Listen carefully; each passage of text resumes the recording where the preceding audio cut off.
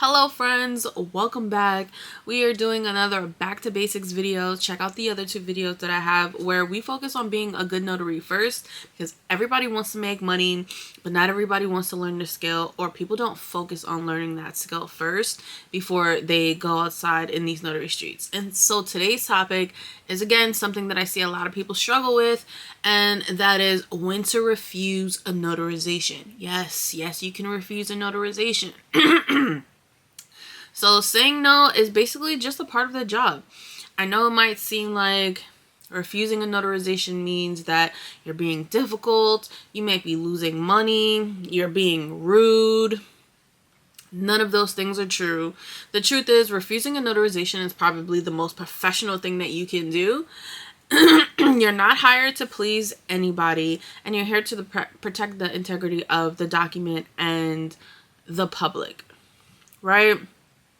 So it's okay if you say no. In my last video, I do believe I mentioned the story of pretty recently I had to refuse notarization because the ID did not match the name on the documents. And per my last video, if the ID does not fit, you must acquit. It is okay. She was okay about it. Her husband, they were in two different parts of Jersey. So once he found out that it was canceled, he was irritated by it, but also not my problem. Take that up with the title company. I didn't create the documents. I wasn't the person who made the error. I'm following the law because I don't know if this person is who she says she is. The name is completely different. You had a name change, but you don't do oh, excuse me. You had a name change.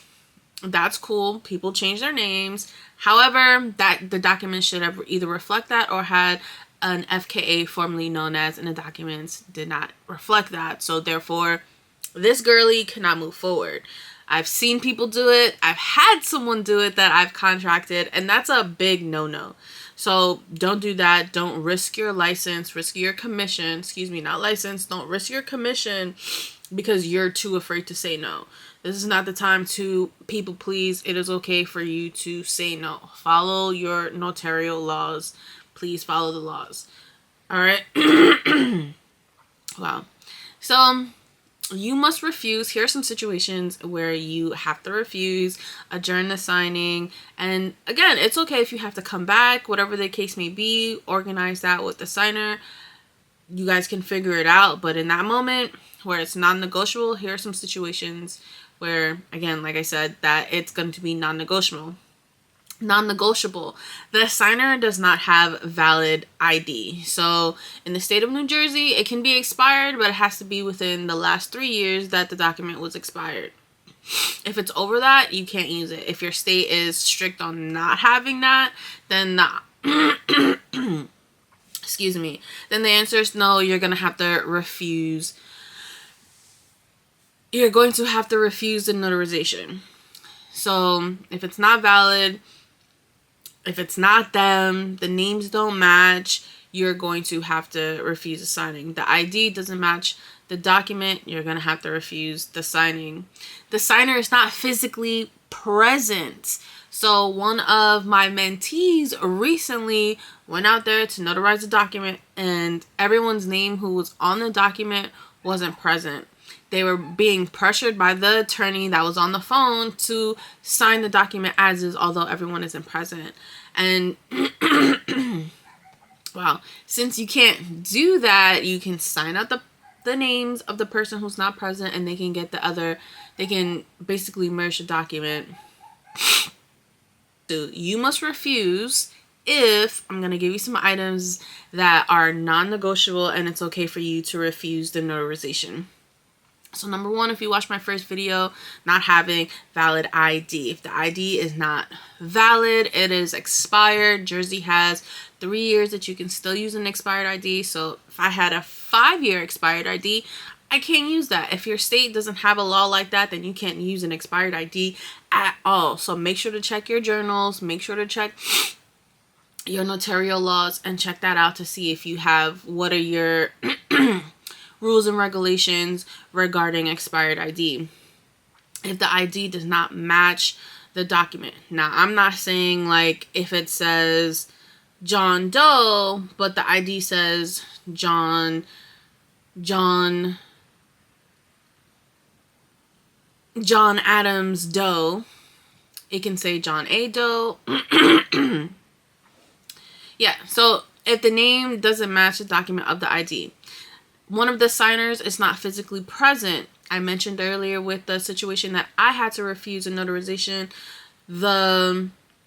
their husband was not present. So on any document that had the husband's name, I crossed out his name because he wasn't present before me. Only she was. So I crossed his name out and I was only notarization her piece. He did have a separate notarization that day that he was signing the same documents, and that notary should have also been crossing out her name since she wasn't present before her, before that notary. So if they're not physically in front of you, you can cross out the name, you'll initial because only one person was in front of you. Don't let anyone pressure you to do so. I had one of my mentees recently go out and they were being pressured by the attorney to still sign, although everyone who was named in the document was not present. There was only one person present before the notary to sign, and the attorney kept telling him, like, yeah, that's okay. Nope, it's against the notarial laws. Can't do that. It is fraud. What if those people who weren't present wasn't even aware of that document being signed? And what if, and they found out, and that notary could have lost their license if they didn't do the right thing. So please make sure you're doing the right thing and following notarial law. Don't even let an attorney pressure you into signing a document. Because again, one, that person was on the phone. You don't even know if they were actually the attorney. They could have just been a person pretending to be an attorney and pressuring you to sign. But don't let anyone pressure you to sign when you know that it goes against your notarial laws. If the signer seems confused about what they're signing, they're confused just in general, they don't know what day it is, they don't know why you're here, that's also probably not a good idea. They should know what they're signing. You should ask them, right? When I'm meeting people, you're having conversations, you're talking, filling out the journal.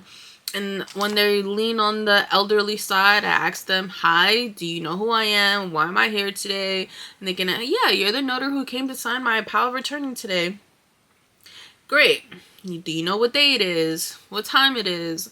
All of those things to make sure like they are, they are present and they know what's going on. You also need to make sure that the signer isn't being pressured or coerced.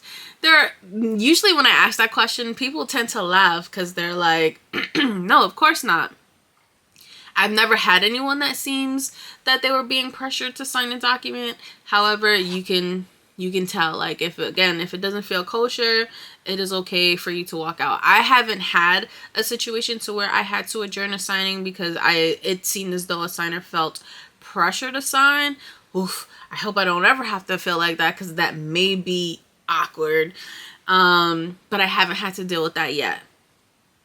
But if you're in a moment like that, again, it's okay for you to refuse because no one's supposed to feel pressured. If anybody's keeping up with Todd and Candy's divorce, he's trying to contest, that's an example, he's trying to contest the prenup that he signed, although it was filmed, where he mentioned, I'm signing this against my attorney's advice, and even the attorney and the notary was there asking him, are you willingly signing this document? Do you know what you're signing? And each line she read to him and asked him if he understood. And he said yes. And that was recorded. And my boy is still trying to say that he felt pressured or coerced into signing that document. So if anybody is a housewife fan and you're also a notary, that's a good example. Like, that was filmed. She was asking him along the way. Now, we can't do that as notaries because she was the attorney and going through each line, each section with him. We wouldn't necessarily be doing that. We would just, in general, are you willingly signing this document? And, they're going to say yes or no, and then you proceed to move forward. But I think that's a good example. I've been following it because, again, I'm a notary. So I think that it's interesting contesting it, and especially because it was filmed. But anywho, off the housewife drama. And, oh, yes, someone already signed the document and you didn't witness it. Although, for acknowledgements, they can sign it. They don't have to sign it in front of you. clients don't always know what's the acknowledgement, what's the jurat, so I usually advise them not to have it signed anyway. But if it does, you're gonna compare. If the document is an acknowledgement, they signed it, you can compare their signatures. And then, hey, not for nothing, I haven't had to, but in my head, if I did, I say, well, can you just sign another document? Just sign my sticky note here to make sure like they didn't do some finessing and signing it, and it should just come with ease. I haven't had to do that again, but that may be an idea if you're in that situation. If the notarial certificate is not on the document, and they refuse to let you attach one, you can't do it, because again, we can't just put our stamp in the middle of the paper and call it a day. That's not the way it works. It needs a notarial certificate, so they're gonna have to pick one. I also recently did a signing where the client needed a resolution of the board or something like that, and it didn't have a notarial certificate. So I asked her, hey, I have the attachments, or I have the stamp. You choose. We have the jurat acknowledgement, and I explained to her what the difference was, and I told her that she had to choose. Gave them to her so that she can read it. She read it, she chose, and we stamped that on the document and continued about our merry way. No big deal if it doesn't have one. Sometimes they feel weird about choosing one because they think that they can choose the wrong one. They can ask the preparer, like in her case, she just called the preparer and asked, hey, it doesn't have the certificate, which one should I choose? And they helped her choose one. All I know is I can't help her choose one. And if the required sections are blank, so you're not going to leave anything blank. I've had clients who have power of attorneys that they print out from online, and they're often blanks. They don't know what to put in it, so I would tell them to cross that section out, put an A in those lines, and then I make sure that the notarial certificate also has no blanks. Fill that out correctly, stamp, sign, and notarization is done. Anywho, so if any of those things happen, the ID is not valid, it's expired past whatever your state may allow, the ID doesn't match the name on the document, the signer is not physically present, the person seems confused, they're being pressured or coerced, the document's already signed, or there's no notarial certificate, you have the grounds to refuse the notarization. All right, don't feel bad, just be professional about it. These things are the notarial law. And again, I mentioned in one of my videos, hey, if you want to pull out your journal and show them that you're not allowed to do this and you're not risking your license for X amount of money, whatever you're charging, you're not going to lose your commission. Okay, that is okay. You refuse, point blank, period, and that's it. So sometimes signers can be crying, panicking, feel rushed, angry. You can feel sad for them. You can feel bad for them. But even if they're in those situations and they're feeling like that and it's not appropriate for you to sign, it is okay. I've refused. Another situation to where I refused to notarize was I had a phone call. She called me twice. I think this was last winter as well.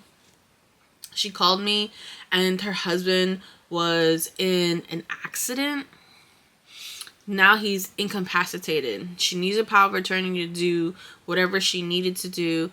And I told her that I couldn't do it because he needs to sign the power of attorney and he physically can't sign the power of attorney. He wouldn't even be aware of what's going on. And she was crying on the phone out of frustration of like, I didn't know that this was going to happen. It was, so last minute. Obviously, things like that's why I try to, just in general, right? Like in life, not like at signings, right? Like estate planning, making sure like certain affairs are in order, that you have that together because you never know what's going to happen in life. And I didn't know what she asked me, like, hey, like, what do you advise? I can't advise anything because I'm not an attorney, but I do know attorneys. So I gave her a few recommendations, and then, like, that was that. She did call me again, basically asking me, and I told her, like, that is illegal. I cannot do that for you. Call one of the attorneys, see what your options are. I don't know what the options are, if any. See what your options are. And again, she was crying on the phone. Did I feel bad? Of course. That's an awful situation to be in. However, yet again, I'm not going to risk my commission for that situation to make her happy, right? I can go to jail just for doing something like that because I felt bad. Absolutely not. All right, so you just continue to move forward. You can be compassionate, but you also still need to be compliant.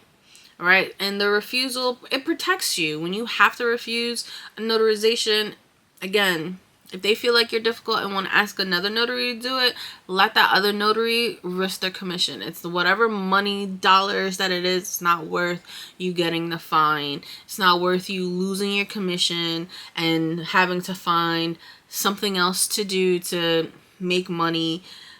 If this is, something that you want to do to make money, your business, and now you have to start another business, you don't want to do that, right? It is your name on the certificate. It is your commission at risk. It's your insurance, because you should also have E&O insurance that gets involved, and your reputation takes a hit, right? So you don't want that at all, especially, again, like, your reputation can take a hit if this is something you're doing on the behalf of an attorney, a title company, anything like that. Your reputation can take a hit, and someone may not want to work with you again for you to make those kind of big mistakes, right? They're not just like small mistakes, like no big deal. That's a big time mistake, and someone can definitely may file a complaint against you, and you can potentially lose your commission. You don't want that. So the client will be fine, the title company will be fine, the attorney will be fine, but you might not, right? If you do any of those things, you will not be fine. So please make sure that, again, you're being compliant with your state laws. All right, being like, just protect yourself, please, please, please, please, please protect yourself. Some of those things seem silly, like the attachments, the certificates, just signing wherever and putting your stamp wherever on a document. That's not how it works. Yeah, I've seen it happen in the real world, and I can't believe those people are notaries and people are trusting them with their documents. Like, that is insane. It's unprofessional. And I don't think that you're taking your job as a notary public serious enough, which a lot of people, I feel like they really don't. They don't take it seriously. So how to refuse professionally and, give some ease if you don't know what to say, right? I'd love to help you, but the law requires, this is for an ID situation. Let's run that back. Okay, so if they don't have the appropriate ID, of course, I'd love to help, but you don't have the appropriate ID, and unfortunately, I cannot proceed without it. And that's exactly what I said. When she didn't have the appropriate ID, I asked her if she had a passport, anything else like from the government with the old name and a picture ID. She did not have it, and I told her, unfortunately, I cannot do this. The law prohibits me to do this. We can't proceed. So now if the document was already signed, if it is an acknowledgement, again, you can, but I just prefer that they don't have them signed. I just don't. So if we want to print out another one, we can print out another one, sign that one, and move on. But if they want to use that document, which that might feel a little sketch, who knows, you're unable to notarize. If it's a jurat, you're unable to notarize. You're going to need another one. Let's print it out. And those are situations where I have like a printer in my car. Okay, no big deal. I'll just print out another one and we'll sign that one and move forward. Right? And if it's missing a certificate, you have to attach one. I haven't had anyone refuse the certificate. They don't like the separate attachments to staple onto it. That I know they don't like, which is why I started using the stamps. I'll link that video somewhere. They prefer it to be on the document. Again, that's why I started using them. If they refuse to let you add anything to it, and can't you just stamp the paper and sign? No, I can't. It's not valid. Don't let them do that. It's okay. Their certificate is missing and it must be attached as a part of, again, the notarial law. Whip out the book if you need to. Whip out your manual if you need to. And that's it. You don't have to have an attitude. Don't feel guilt. It's just facts. You're just spitting facts. Yes, some people ignore facts all the time, but that is okay. You're spitting facts, and that's all you can do. You know that you did your job and you stayed compliant, and that's all that really matters. So refusing isn't being difficult. You'll just stay in compliant, and you want to keep your commission, right? A compliant notary is a protected notary, and make sure that that's you. So comment refuse if this helped you, and don't forget to subscribe if you want to continue to see the series. Episode 4 is coming out, and this is where we're going to talk about the unauthorized practice of law, and things that you can absolutely not say or do as a notary. Stay tuned so you can check that out. All right, see you next time. Bye.